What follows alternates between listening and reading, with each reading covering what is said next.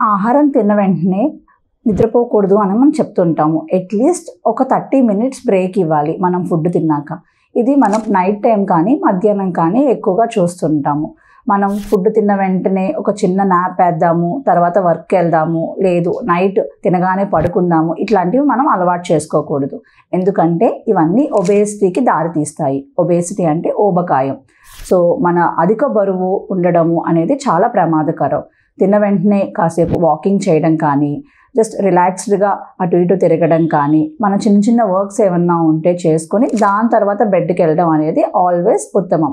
అలాగే తిన్న తర్వాత మనం కొంచెం హాట్ వాటర్ తాగమని చెప్తాము. ఈ హాట్ వాటర్ వల్ల డైజెషన్ ప్రాసెస్ అనేది ఫాస్టన్ అవుతుంది, మెటబాలిజం పెరుగుతుంది. దానివల్ల మనకి ఒబేసిటీ వచ్చే ఛాన్సెస్ తక్కువగా ఉంటాయి. Thank you. Like, share and subscribe to NASA hospitals Vijayawada.